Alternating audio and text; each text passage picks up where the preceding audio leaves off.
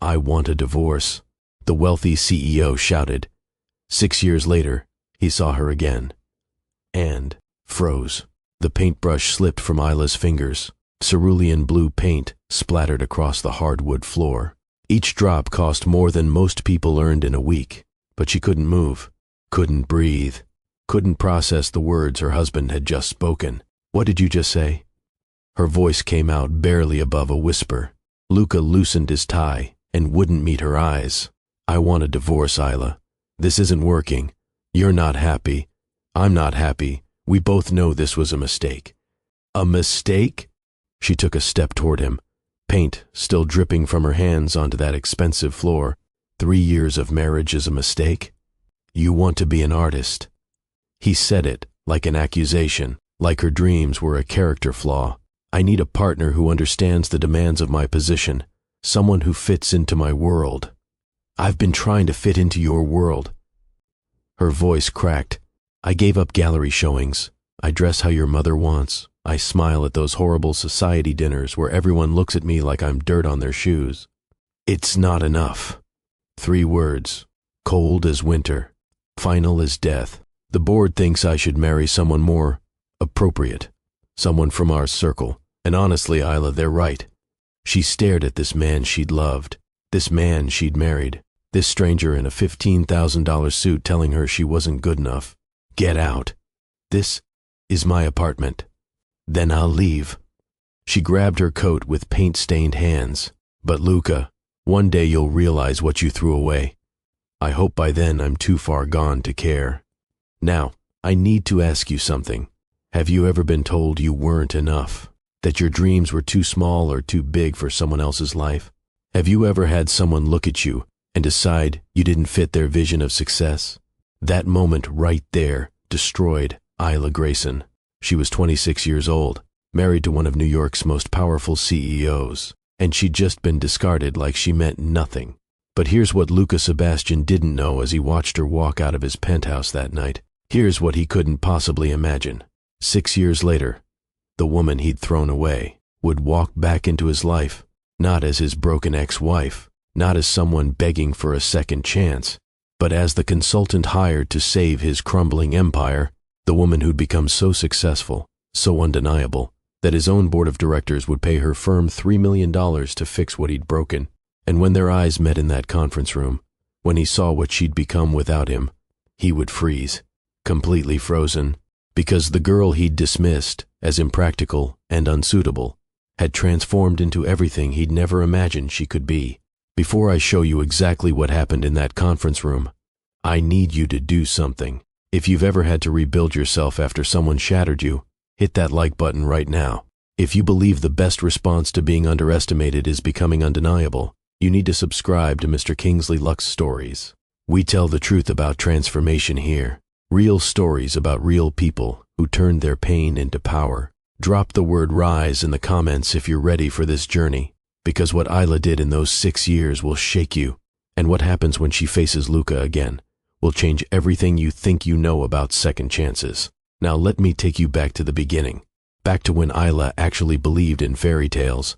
She was 23 when they met, a graduate student at Parsons School of Design with paint perpetually under her fingernails and dreams bigger than her tiny Brooklyn apartment.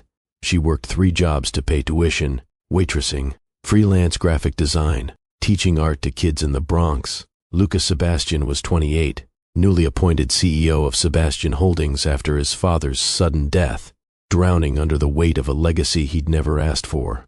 His grandfather called him weekly to remind him that 4 generations of Sebastian men had built that empire, that failure wasn't an option, that everything he did reflected on the family name. They met at a charity art auction. Isla had a single painting in the show, a small piece that probably wouldn't sell, but meant everything to her. Luca bought it, $25,000 for an unknown artist's work. She'd approached him afterward, shocked. "Why did you buy that?" He'd smiled, really smiled, not the corporate smile he used in board meetings. "Because it made me feel something.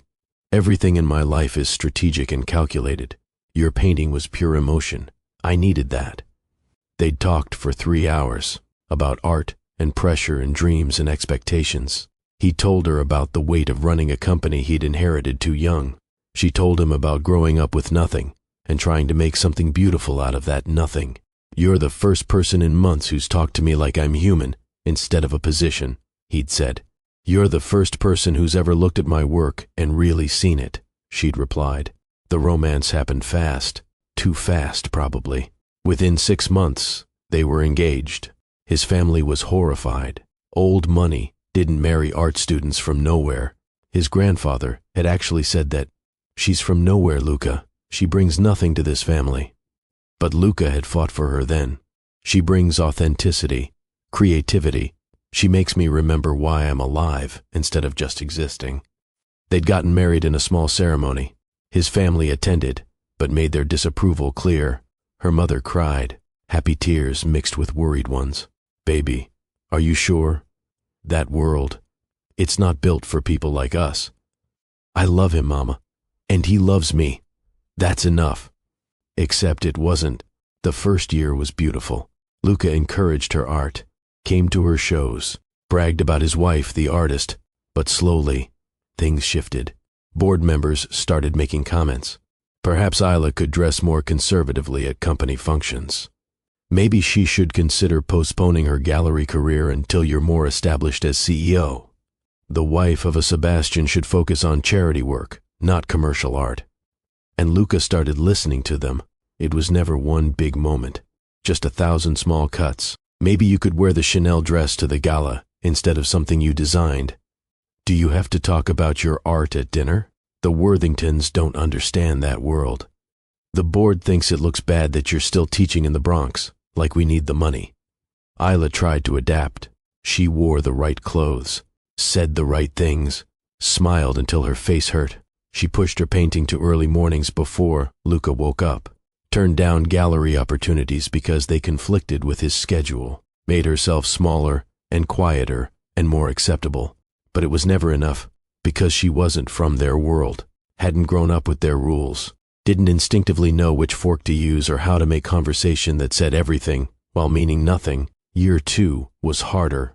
Luca was stressed constantly. Quarterly earnings, shareholder expectations, his grandfather's declining health and increasing pressure. He started working 16-hour days, stopped coming to her art openings, forgot their anniversary. "I'm drowning here, Isla," he'd said when she tried to talk to him. "I'm trying to prove I deserve this position. I need you to understand that the company has to come first right now." "I do understand. But Luca, I'm drowning too. I'm disappearing into this life. I don't paint anymore. I don't see my friends. I'm becoming someone I don't recognize." "Maybe that's what growing up looks like," he'd said, and she'd felt something crack inside her chest. Year 3 was when everything fell apart. His grandfather died, left a will that made Luca's position as CEO permanent, but included language about maintaining the family's reputation and standards. The board became more vocal about their concerns, about Isla's background, her continued interest in commercial art, the way she didn't quite fit at society functions. And then Victoria Ashford started working as the company's new director of strategic partnerships. She was everything Isla wasn't. Old money, Yale, educated, perfectly polished. She knew everyone in their world, said the right things, wore the right clothes, made Luca's life easier instead of more complicated. Isla watched them at company functions. The easy way they talked, how Victoria understood references Isla didn't get, how she made Luca laugh the way he used to laugh with Isla before everything got so heavy. "Are you worried about her?" her friend Elena had asked. No, but she was, not because she thought Luca would cheat, but because Victoria represented the life he was supposed to have, the wife his family had wanted him to marry. And every day, Isla felt him slipping further away, back toward that world, away from her. The divorce conversation happened on a Tuesday. Isla had been painting in their penthouse, actually painting for the first time in months. She'd felt something like happiness, like maybe she could find herself again even in this life that didn't quite fit. Then Luca came home early, walked past her canvas without looking at it, poured himself a drink. "We need to talk." Those 4 words, every relationship's death knell. She put down her paintbrush, cerulean blue, the color of the sky in the painting, the color that would drip onto expensive floors in just a few minutes. About what? I want a divorce. And there it was, the moment her world ended. This isn't working, he continued. His voice was controlled, like he'd practiced this speech. You're not happy. I'm not happy. We want different things. What are you talking about? The paintbrush fell, blue, everywhere. I've been trying so hard. Exactly. You've been trying. You shouldn't have to try to fit into your own life, Isla, and I shouldn't have to feel guilty about asking you to be someone you're not. So, the solution is divorce? Her voice rose. Not therapy? Not actually talking about this? Just divorce? The board has made it clear that my choice of wife reflects on the company, your background, your continued pursuit of art as a career, the way you don't quite mesh with our social circle. It's becoming a problem. There it was, the truth underneath all the pretty words. She wasn't suitable, wasn't appropriate, wasn't enough. You're divorcing me because your board doesn't approve of where I came from. I'm divorcing you because we're making each other miserable. He still wouldn't look at her. You want to be an artist. I need a partner who understands my world, someone who fits, someone like Victoria? The name tasted like poison. I didn't say that. You didn't have to. Isla felt something shift inside her, the pain crystallizing into something harder, something that might keep her alive. How long have you been planning this? Does it matter? It matters to me. He finally met her eyes. 2 months. Since the last board meeting when my grandfather's will was read, since the stipulations about maintaining family standards became legally binding. 2 months. He'd known for 2 months that he was going to discard her, had been sleeping next to her, letting her try to be good enough, all while planning her exit. I loved you, she whispered. I gave up everything for you, my art, my friends, my entire self, and it still wasn't enough. I know, his voice cracked slightly. I'm sorry, Isla. I really am. But this is the right thing, for both of us. Don't you dare pretend this is for me. The tears started, angry tears, devastated tears. You're choosing your board over your wife, your reputation over our marriage. At least have the courage to admit that. Fine, you're right. I'm choosing the company, because it's my family's legacy, because 4 generations built this, because I can't let them down for what? For love? For your wife? Say it, Luca. For a relationship that was never going to work long-term anyway. The words landed like blows. We were too different. I was young and romantic and I thought love was enough. But it's not. Reality doesn't work that way. Isla grabbed her coat, paint still on her hands, her heart breaking in a way she didn't think was survivable. You're right about one thing. We were too different. I believed in loyalty and love and fighting for what mattered. You believe in board approval and social circles and protecting your precious legacy. Isla! No. You don't get to say anything else. She was at the door now. You made your choice. Live with it. But Luca, I promise you this. One day you're going to realize what you threw away. And I hope when that day comes I'm so far beyond you that I can't even remember why I thought you mattered. She walked out, didn't look back, took nothing but her purse and her dignity. And that was how Isla Grayson's marriage ended, in a penthouse that cost more than her mother's house, with paint-stained hands and a shattered heart.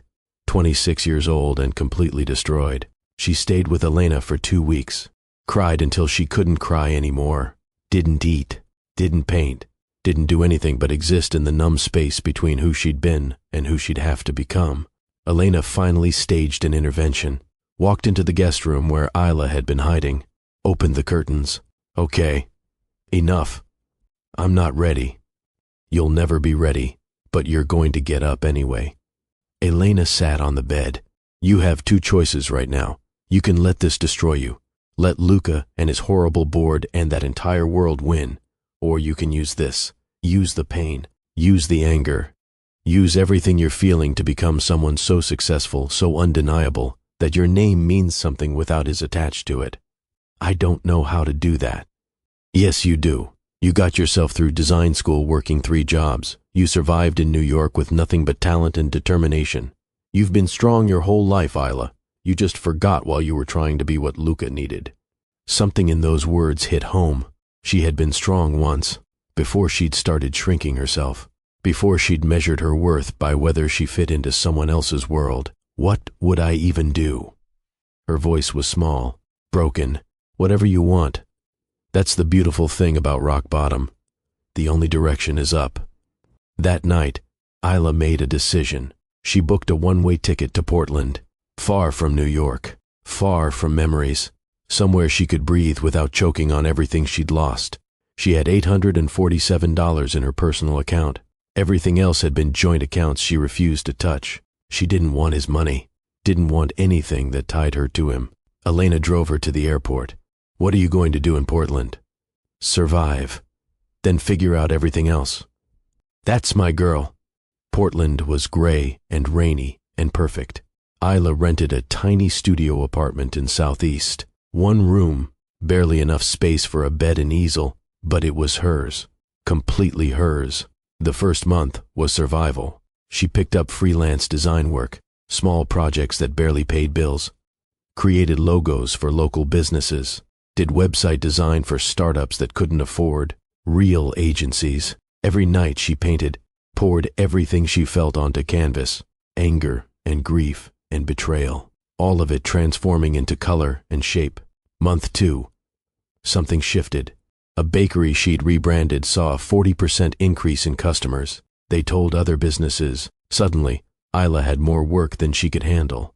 She raised her rates, started being selective about clients. Month 3, she had her first gallery showing in Portland, sold 6 paintings, met other artists who became friends, started teaching weekend workshops. Month 6, she hired her first employee, a recent design graduate who reminded her of herself at that age, hungry, talented, willing to work hard for a chance. But it was month 9 when everything changed. A failing tech startup hired her to rebrand their entire company. They were weeks from bankruptcy. Investors were pulling out. The founders were desperate. Isla saw something they didn't, saw potential in their chaos. She didn't just redesign their logo. She rebuilt their entire brand identity, repositioned them in the market, created a visual story that investors could believe in. The company exploded, went from nearly bankrupt to fully funded in 6 months. And everyone wanted to know who'd done the rebrand. Grayson and Associates was born, not as Isla Sebastian. She'd taken back her maiden name the day the divorce was finalized, reclaimed the identity she'd had before she'd tried to become someone else's perfect wife. Year 2 in Portland brought 3 more employees, an office space, clients from Seattle, San Francisco, Austin. Her specialty became clear. She didn't just design pretty things. She resurrected dying companies, found value where others saw failure, saw potential in the broken things, maybe because she knew what it was like to be broken, to be deemed insufficient, to be told you weren't valuable in your current form. She understood that sometimes things didn't need to be discarded. They needed to be reimagined. Year 3 brought her first feature in a design magazine. The brand whisperer, they called her. Isla hated the nickname, but loved the credibility. More clients, better clients, companies that could actually pay what her work was worth. Year 4, she opened satellite offices in Seattle and Austin. 32 employees now, revenue in the millions. She got offers from New York firms wanting to acquire her company. She turned them all down. This was hers, built from nothing. She wasn't giving it to anyone. Year 5 brought a profile in Forbes, 30 under 30, in the design category. They interviewed her about her process, her philosophy, her success. She didn't mention Luca, didn't talk about her past, let her work speak for itself. And through it all, she painted every single morning, 5 to 7, before the business day started, before client calls and strategy meetings. She created art for herself, not for galleries or money or approval, but because it was who she was. And she'd learned the hard way that abandoning yourself for someone else's comfort was slow suicide. By year 6, Grayson and Associates was the firm everyone wanted. 37 employees, offices in Portland, Seattle, and Austin, 15 million in revenue, a client list that made competitors ache with envy, and a reputation for doing the impossible. Isla had become undeniable, exactly as she'd promised herself that night in Elena's guest room. She was 32 now, successful, stable, complete unto herself. She dated occasionally, but never seriously. Didn't trust anyone enough to let them close. Didn't need anyone. Had built a life that was full and meaningful without romance or partnership. You can't stay closed off forever, Elena said during one of their weekly calls. Elena had stayed in New York, but they'd remained close. I'm not closed off. I'm content. Content is what people say when they're too scared to risk being happy. Or it's what people say when they've learned that happiness with another person is temporary, but happiness with yourself is permanent. Elena sighed. Has it really been 6 years since you've let anyone in? 6 years since Luca. Yes, and I'm better for it. What Isla didn't tell Elena was that she still thought about him sometimes, wondered if he'd married Victoria, if the board approved of his new wife, if he ever thought about the girl he'd discarded. But those thoughts were fleeting, easily dismissed. She'd worked too hard to build this life to waste energy on someone who'd proven she wasn't worth fighting for. So when her managing partner approached her about a new client opportunity, she had no idea her carefully constructed world was about to collide with the past she'd buried. Big fish, Marcus said, walking into her Portland office. Company in serious trouble. Board is desperate. They're offering $3 million for a complete brand overhaul. Who's the company? Sebastian Holdings. The name hit her like a physical blow. She felt her carefully controlled expression freeze. Based in New York? You know them? I know of them. Her voice sounded normal. That was good. What's their situation? Marcus pulled out a folder, started explaining. Market share declining, younger investors going elsewhere. Brand perception studies showed they were seen as outdated, conservative, their grandfather's company. They'd been coasting on legacy reputation, but that was running out. Isla looked at the numbers. The analysis. This was professional suicide for Sebastian Holdings if they didn't do something drastic. And soon, they specifically requested you, Marcus added. Apparently, someone on their board saw your Forbes profile. Convinced everyone you're the only one who can fix this. Who's the CEO? Luca Sebastian, young guy, took over 6 years ago after his father died. He's been maintaining but not innovating. Company's been in slow decline ever since. 6 years. He'd been running the company into the ground for 6 years. While she'd been building an empire, I need to think about it. Marcus looked surprised. Isla, it's $3 million. What's to think about? Just give me 24 hours. After he left, Isla sat in her office staring at that folder. She should say no, should assign someone else, should protect herself from the man who'd shattered her. But another part of her, the part that had survived and thrived and become undeniable, wanted to walk into that building, wanted to show him exactly what he'd thrown away, wanted him to see that the girl he deemed insufficient had become more successful than he'd ever imagined possible. She called Elena. He doesn't know you're the consultant? Elena asked, after Isla explained. The board hired us. I doubt they mentioned my name to him. And I use Grayson now, my maiden name. So you could walk in there and he'd have no idea until he saw you. Exactly. Are you going to do it? Isla looked at her reflection in the office window, saw the woman she'd become, strong, successful, complete. Yes. For revenge? For me. To prove to myself that seeing him won't break me, that I'm beyond him now. And if it does break you, then I'll put myself back together again. I've had practice. She called Marcus the next morning. I'll take the Sebastian Holdings job, but I'm handling it personally, not delegating. That's unusual for you on accounts this size. This one's personal. 3 weeks later, Isla Grayson walked into Sebastian Holdings headquarters in Midtown Manhattan. The building was exactly as she remembered. Glass and steel and obscene wealth reaching toward a sky that couldn't care less. Her team was already set up in the conference room. Charts and graphs and brutal analysis that would show Luca exactly how badly he'd failed at running his precious legacy company. She wore her armor that day. A custom emerald suit she'd designed herself. Hair pulled back. Minimal jewelry.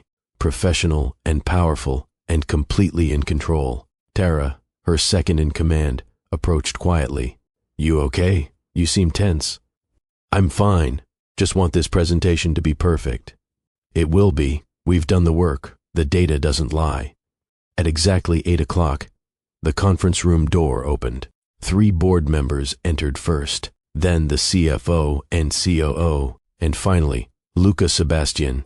He'd aged in the way certain men do, a little silver at the temples, fine lines around his eyes. His suit was Tom Ford. His watch probably cost more than most cars. He looked successful, polished, every inch the CEO he'd always been meant to be. He was looking at his phone when he walked in, distracted, not paying attention, just another meeting in his important busy life. Then he glanced up, saw her, and froze, completely froze. His face went blank, like his brain couldn't process what his eyes were seeing, like reality had just broken in half. Isla let the silence stretch, let him stare, let him realize exactly who was standing in his conference room about to tell him how badly he'd failed. Then she smiled, professional, cold as winter, and spoke the words that would change everything. "Good morning. I'm Isla Grayson from Grayson & Associates. We're here to discuss your company's brand revitalization strategy." The room went silent. You could hear the air conditioning humming, the distant sound of traffic 47 floors below, someone's pen clicking nervously. Luca's mouth opened, closed. No words came out. He looked like a man who'd just seen a ghost, except she wasn't a ghost. She was very real, very present, very much in control of this moment. One of the board members, a man in his 60s with silver hair and an expensive suit, stepped forward. "Ms. Grayson, Edward Thornton, we're grateful you could take us on as clients. Your firm's reputation for salvaging struggling brands is exactly what we need." Isla shook his hand, firm grip, confident. She felt Luca's eyes on her, but didn't look at him. Not yet. "Before we begin, I should disclose a potential conflict of interest. Mr. Sebastian and I were previously acquainted. If that presents a problem, I can have my partner take over this account." Edward glanced at Luca. "How previously acquainted?" "We were married." Luca's voice came out rough, like he hadn't used it in days. 6 years ago, for 3 years. The board members exchanged glances. This was clearly news to most of them. Luca's brief marriage to an inappropriate girl from nowhere had been successfully buried in company history. "I see." Edward's expression shifted. "Calculating, and you believe you can work together professionally despite this history?" "I can." Isla's voice was steady, strong. "My work speaks for itself. I've resurrected 12 companies in the last 4 years. 2 of them were in worse shape than Sebastian Holdings. Personal history doesn't affect my ability to do exceptional work, but Mr. Sebastian should decide if he's comfortable with the arrangement." Every eye in the room turned to Luca. He was still staring at her, taking in every change, every difference from the girl he'd divorced. The expensive suit, the confident posture, the way she commanded the room like she belonged there. "Your work is exceptional." His voice was controlled now, back to CEO mode. "I've reviewed your portfolio. If you're willing to work with us, we'd be grateful for your expertise." "Then let's begin." Isla opened her laptop. The screen behind her lit up with the Sebastian Holdings logo, then a graph showing their market share over the past 6 years, a steady, ugly decline. "This is you." She let the graph speak for itself. 6 years of consistent deterioration. You're not collapsing, not yet, but you're bleeding relevance at a rate that will become a financial crisis in approximately 30 to 6 months. She clicked to the next slide. Brand perception data. This is how the market sees you. Your grandfather's company. Conservative, risk-averse, out of touch. The investment firm where old money goes to die slowly. One of the board members shifted uncomfortably. "That seems harsh." "It's accurate." Isla didn't soften her tone. "You hired me to tell you the truth. Here it is. You've spent 6 years coasting on legacy reputation. But legacy isn't a strategy. It's a countdown timer to irrelevance." She walked them through 3 hours of brutal analysis. Every weakness exposed. Every missed opportunity highlighted. Every competitor who'd innovated while they'd maintained. The data was devastating. Irrefutable. Professional murder delivered with surgical precision. And through it all, Luca watched her. She could feel his attention like heat on her skin, but she didn't look at him, kept her focus on the board, on the work, on proving that she belonged in this room more than he did. So, what do we do? Patricia, the CFO, asked. She seemed genuinely interested, rather than defensive. Rebrand completely. Isla pulled up her recommendations. Not just a new logo, fundamental reimagining of what Sebastian Holdings represents. You started as a venture capital firm in 1952. Your grandfather, she nodded toward Luca for the first time since starting the presentation, built this company investing in American innovation. Post-war entrepreneurs who couldn't get funding from traditional banks. He saw value where others saw risk. That's true. Edward looked surprised she knew the history. But you've abandoned that vision. Become exactly what your grandfather disrupted. Conservative, traditional, boring. She clicked to her strategy outline. To survive, you need to reclaim that innovative spirit. Become the investment firm that sees potential where others see danger. How specifically? Luca's voice. She met his eyes for the first time since the presentation started. Invest in companies everyone else considers too risky. Clean energy startups, biotech firms run by women and minorities who can't get funding from traditional sources. Artists and creatives who need capital to build sustainable businesses. You become the firm that values innovation over pedigree. That's a complete departure from our current strategy. Edward frowned. Your current strategy is slow death. Isla's voice cut like glass. I'm offering resurrection. It won't be comfortable. You'll have to admit you've been wrong. Change everything. Take risks that might fail. But the alternative is becoming obsolete and eventually bankrupt. The room absorbed this. Luca was still watching her with that intense expression, something between admiration and devastation. We need to discuss this. Edward stood. Let's break for lunch. Resume at 1? Of course. The board members filed out, talking in low voices. Clearly shaken by what they'd heard, Isla started packing up her materials. Her team had already left. She thought she was alone. You've changed. Luca's voice, quiet, close. She turned. He was standing 10 feet away, looking at her like she was a puzzle he couldn't solve. It's been 6 years. People do. Not like this. You're completely different. I'm completely myself. She kept her voice neutral. Professional. Maybe that's what's different. I stopped trying to be what someone else needed. Isla. He took a step closer. She held her ground. I didn't know you'd built all this. A consultancy, a reputation, actual success. When you left, I thought you'd pursue painting. Maybe struggle as an artist for a few years. You thought I'd fail without you. She said it calmly. A fact, not an accusation, that without your money and your name and your world, I'd be nothing. No, I didn't imagine this. That's because you never saw me clearly, Luca. You saw a girl who painted, who didn't fit your social circle, who made your life complicated.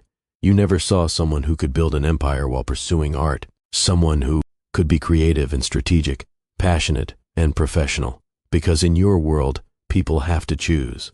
But I learned something after you threw me away. Youth you thought was necessary was just lack of imagination. He flinched, actually flinched. I'm sorry, for how I ended things, for what I said, for not seeing you when I had the chance. Your apology is noted. She closed her briefcase with a decisive click. But Luca, I didn't come here for closure. I came here to do exceptional work. Whatever we were to each other is history. Let's keep it there. She walked toward the door. He stepped into her path, not blocking, just present. How did you do it? His voice was raw, vulnerable in a way she'd never heard. How did you go from leaving my apartment with nothing to this? She looked at him, really looked, saw the same pressure she remembered, the same weight, but also something new, loneliness, the kind that comes from having everything except what matters. I decided that being chosen by you wasn't the achievement I thought it was, that being rejected by your world wasn't the failure I feared, and then I built a life where the only approval that mattered was my own. She walked past him, left him standing there, walked down that corridor with her head high and her heart steady. 6 years ago, she'd left his building broken. Today, she left it powerful. But that wasn't the end, not even close. Over the next 6 weeks, Isla's team worked embedded at Sebastian Holdings.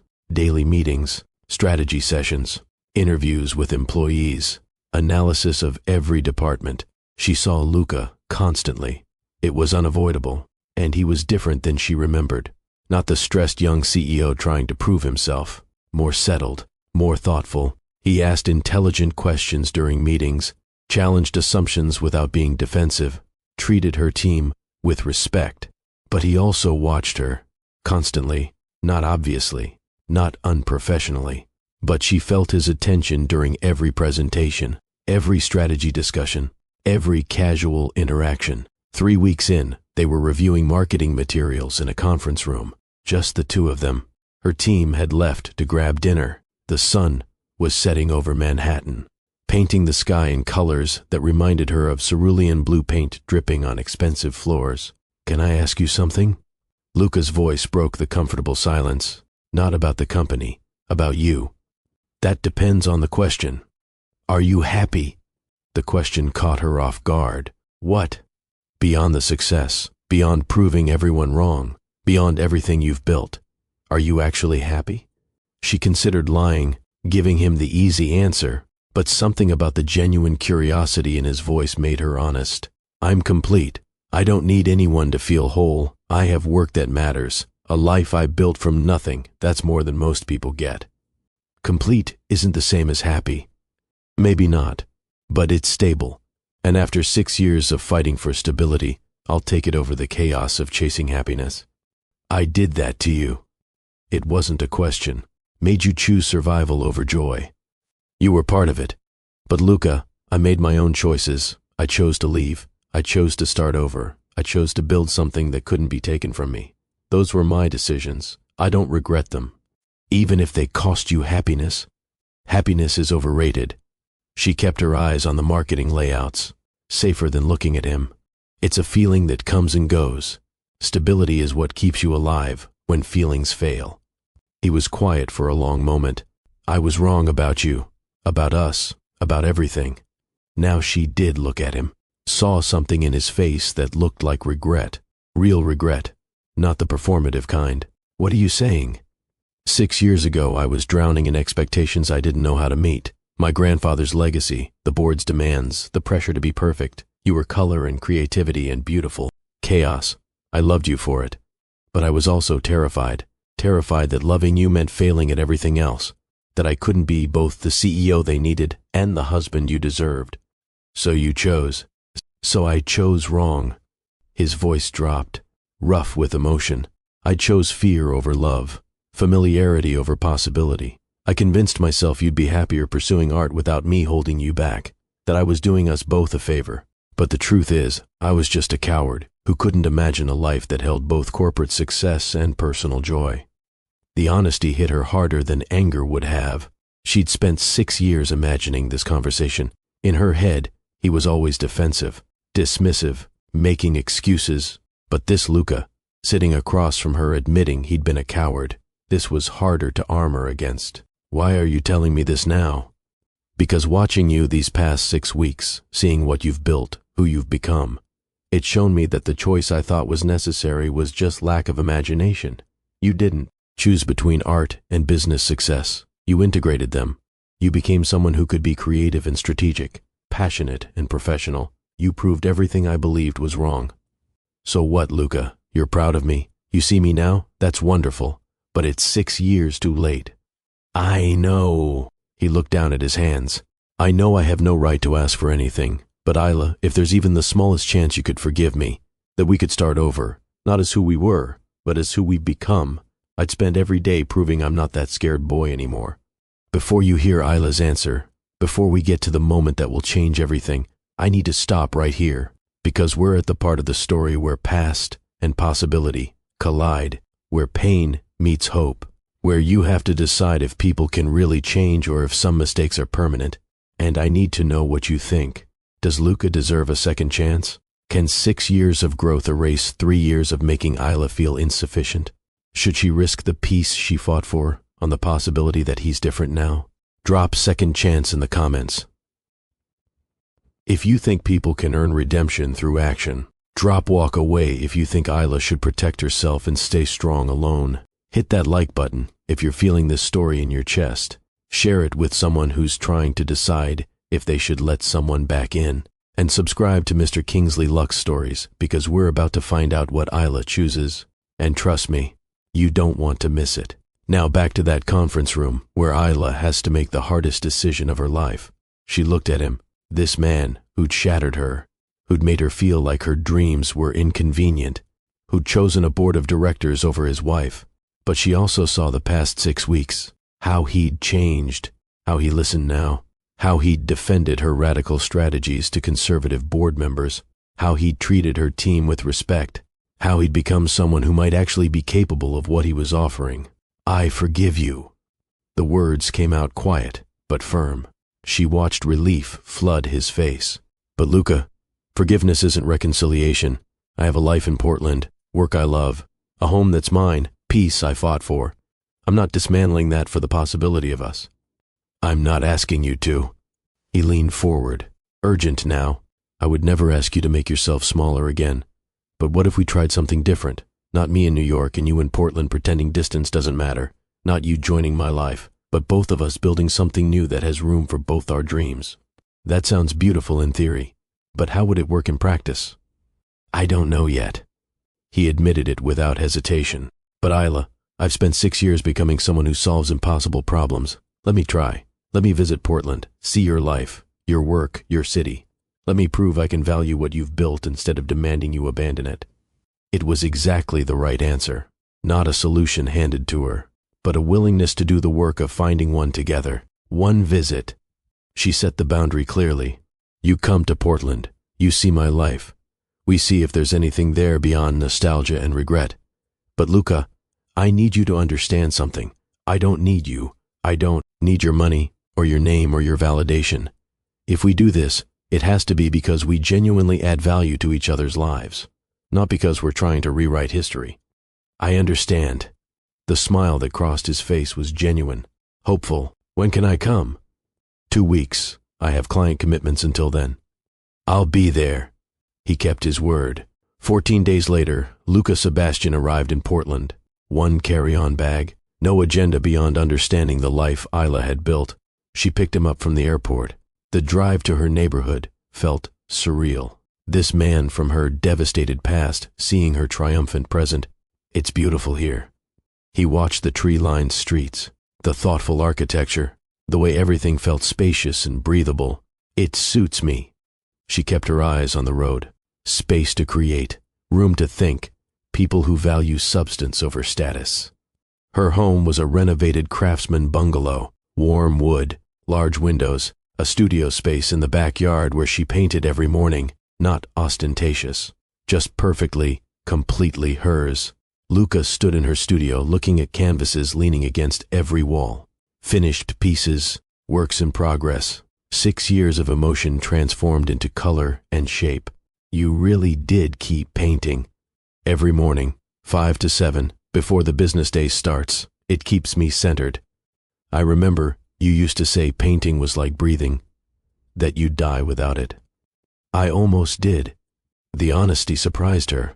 After I left New York, I didn't paint for 2 months. Couldn't. It felt like everything beautiful in me had died.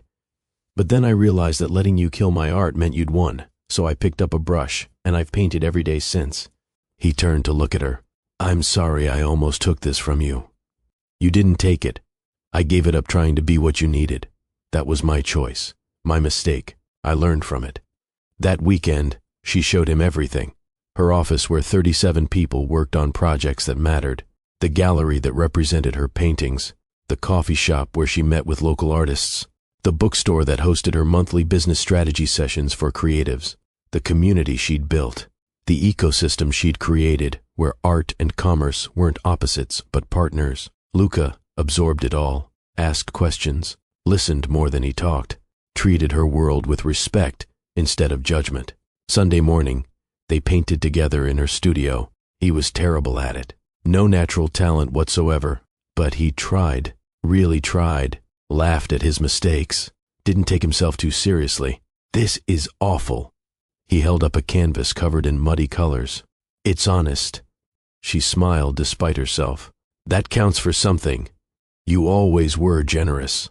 No, I'm accurate. Art doesn't have to be good to be valuable. It just has to be true.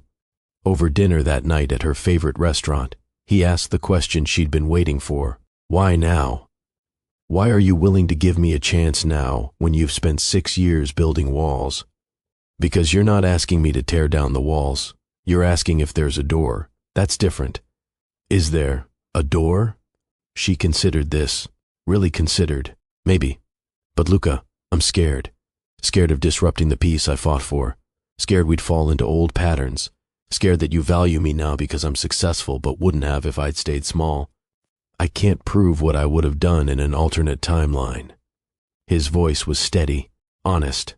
All I can show you is who I am now, and now I want a partner who challenges me, who has her own dreams, who doesn't need me but chooses me anyway. I want you, Isla, the real you, the one I was too young and stupid to appreciate the first time.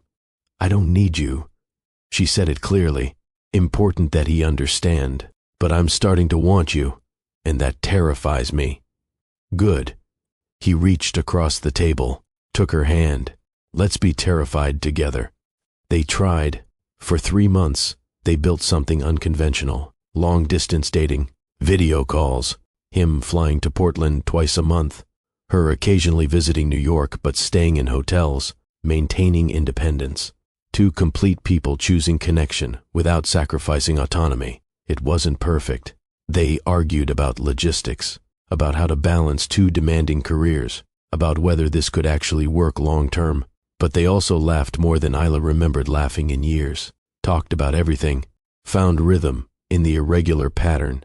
6 months after that conference room reunion, Luca made a proposal. They were having dinner at her house, something that had become routine. Him cooking while she worked, both of them choosing this. I have news. He set down his wine glass. I'm opening a Sebastian Holdings office in Portland. Small satellite location focused on West Coast investments. It means I can be here 3 weeks a month. New York 1 week. Isla stared at him. That's restructuring your entire life. I'm restructuring my life around what matters. He met her eyes. You're part of that. But so is getting out of New York's pressure, investing in West Coast innovation, finding balance. You just made the decision feel urgent instead of eventual. I'm not ready to live together. I'm not asking that. I'm asking if you're willing to see what we can build with actual proximity, when we're not just stealing weekends, when we can have regular dinners and morning coffee and the boring, beautiful, ordinary parts of a relationship. She thought about the girl she'd been, so desperate to be chosen that she'd erased herself. Then the woman she'd become, strong enough to choose herself first. And now, maybe, strong enough to choose someone else too, without losing herself in the process. Yes. She watched his face transform with joy. Yes, let's try. 1 year after walking into that conference room, 1 year after seeing him freeze, Isla and Luca stood together at a fundraiser for emerging artists, something she'd organized, something he'd sponsored, watching young creatives pitch ideas to investors who actually believed in them. We did okay, didn't we? Luca's hand found hers. We did real. She squeezed back, messy and imperfect, and absolutely real. They weren't married, weren't living together, but they were committed, building something that worked for them instead of following someone else's blueprint. 2 complete people who'd learned that the best love doesn't complete you. It celebrates you. Here's what Isla's story teaches us. Your worth isn't determined by who chooses you. It's determined by whether you choose yourself. The best revenge isn't proving someone wrong. It's becoming so fulfilled that revenge becomes irrelevant. Second chances are only meaningful when both people have done the work to deserve them. You should never make yourself smaller to fit someone else's vision. Real love doesn't complete you. It celebrates you while you stay whole. Isla didn't need Luca to save her, to validate her, to make her complete. She saved herself, built herself, became undeniable on her own terms. And that's why when he came back, when he'd done his own work and become someone worthy of her, she could choose him from strength instead of need. If this story moved you, I need you to do something right now. Hit that like button if you believe in choosing yourself first. Share this with someone who's rebuilding after being broken. They need to hear Isla's truth. Drop I choose me in the comments if you're committed to never making yourself small again. Subscribe to Mr. Kingsley Luck's stories, because every week I bring you stories about real transformation, about people who turn their pain into power. This is your community, your reminder that you can survive anything, that being underestimated is just fuel for becoming undeniable. Your transformation starts the moment you decide you're worth fighting for. Choose yourself. Always. Everything else follows from there.